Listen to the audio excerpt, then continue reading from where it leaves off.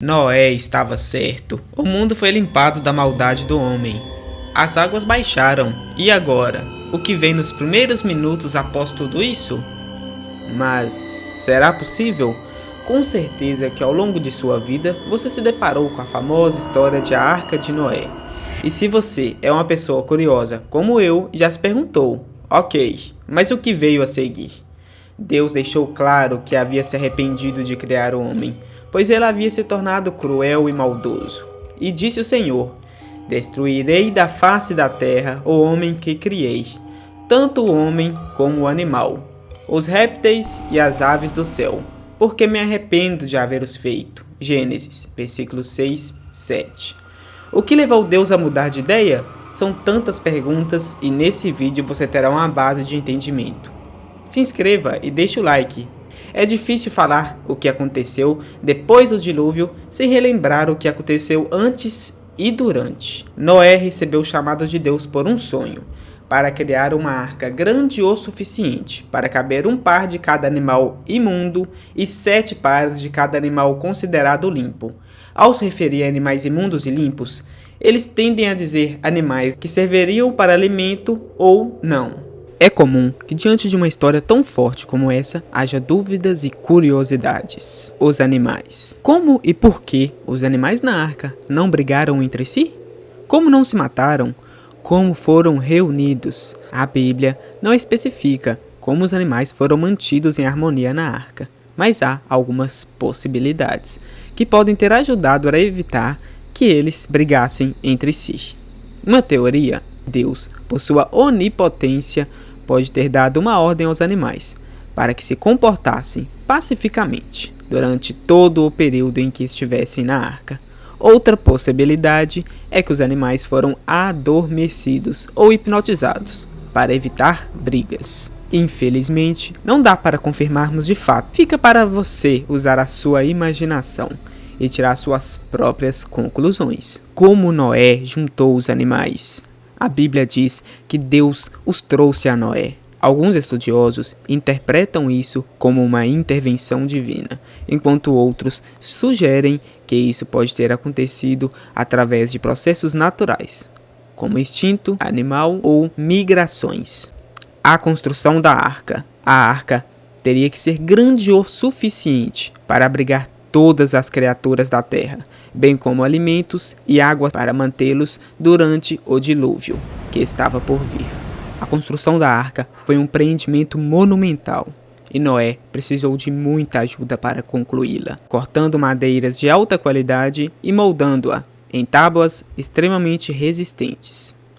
Acredita-se que a construção da arca tenha levado cerca de 120 anos, o que é um tempo incrível para um único projeto. Porém, vale ressaltar que com alguma ajuda divina, esse tempo poderia sim se reduzir muito.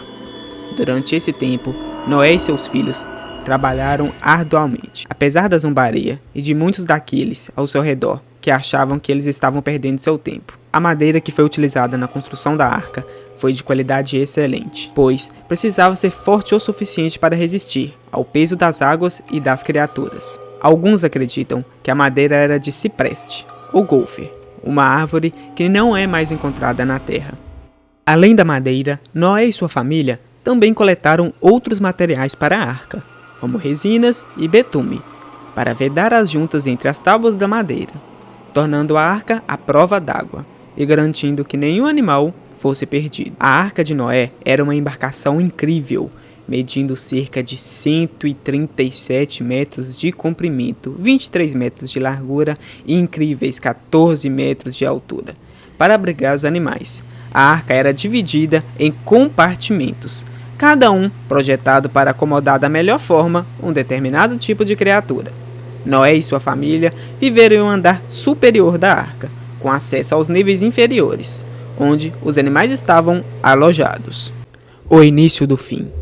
Toda a história da arca é um tanto quanto enigmática e cheia de mistérios, mas a Bíblia contém muitos detalhes da parte das chuvas que ocasionaram o dilúvio. As chuvas do dilúvio começaram no dia em que Noé e sua família entraram na arca. A Bíblia afirma que Noé tinha 600 anos na época e que Deus instruiu Noé a entrar na arca juntamente com a sua família e os animais, que haviam sido selecionados para a preservação da vida na terra. Gênesis, capítulo 7, versículo 10 e 11, descreve o início do dilúvio. E aconteceu que depois de 7 dias, as águas do dilúvio vieram sobre a terra. No ano 600 da vida de Noé, no mês segundo, aos 17 dias do mês, nesse mesmo dia se romperam todas as fontes do grande abismo, e as janelas do céu se abriram. Portanto, de acordo com a Bíblia, as chuvas do dilúvio começaram no segundo mês do ano, no dia 17. A partir desse momento, as águas subiram rapidamente, cobrindo toda a terra, destruindo tudo que havia nela, exceto pela arca de Noé, que flutuou com segurança sobre as águas, até que a chuva cessasse e as águas começassem a recuar. Algumas interpretações sugerem que o dilúvio foi causado por uma combinação de chuvas intensas e grandes quantidades de água que vieram das profundezas da terra. De acordo com a Bíblia, as fontes do grande abismo se romperam, o que sugere que a água veio não só apenas das chuvas, mas também de outras fontes subterrâneas. Quanto tempo demorou para as águas baixarem? Depois que as chuvas cessaram, a Bíblia descreve que as águas continuaram a cobrir a terra por mais 150 dias, antes de começarem a recuar lentamente. Gênesis, capítulo 8, versículo 3 e 4 afirma: E as águas iam se escoando continuamente de sobre a terra. E ao fim de 150 dias, as águas tinham baixado. E a arca repousou no 7º mês, no dia 17 do mês, sobre os montes de Ararat. O Monte Ararat é um vulcão localizado na Turquia, perto da fronteira com a Armênia, e é famoso por ser um local onde, segundo a tradição bíblica, a arca de Noé teria pousado após o dilúvio.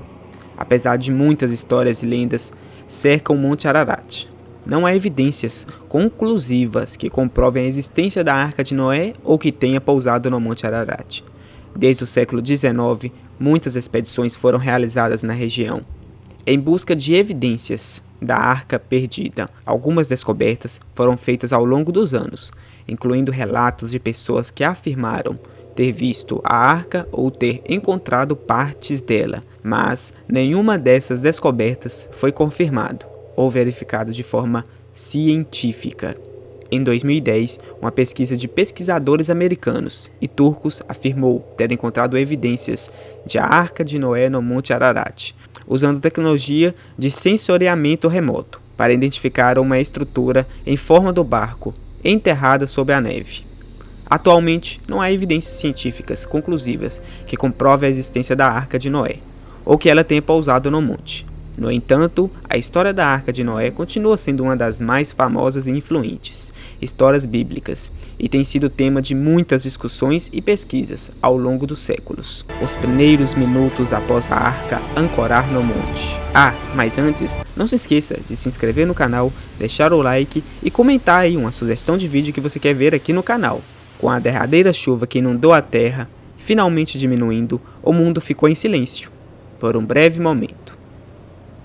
O rugido das águas e o som ensurdecedor das tempestades foram substituídos por um completo silêncio, quebrado apenas pelo gotejar da água e pelos gemidos dos animais que sobreviveram. Noé, sua família e os animais que ele salvou estavam encharcados, exaustos e com fome. Eles passaram 40 dias e 40 noites na arca, sem sair para o ar fresco, o que os deixou todos confinados em um espaço apertado e com cheiro forte. Noé abriu a porta da arca, mas eles não foram imediatamente recebidos por um mundo novo e maravilhoso. Em vez disso, foram saudados por uma paisagem destruída, com árvores derrubadas, rochas espalhadas e a terra lamacenta e escorregadia. Mas mesmo assim, havia algo de novo e emocionante no ar. O sol começou a brilhar timidamente através das nuvens. Uma brisa suave começou a soprar, varrendo as últimas gotas de chuva. O ar estava fresco, renovado, como se a natureza tivesse acabado de tomar um banho. Os animais, que passaram tanto tempo em confinamento, estavam igualmente felizes por estar livres da arca.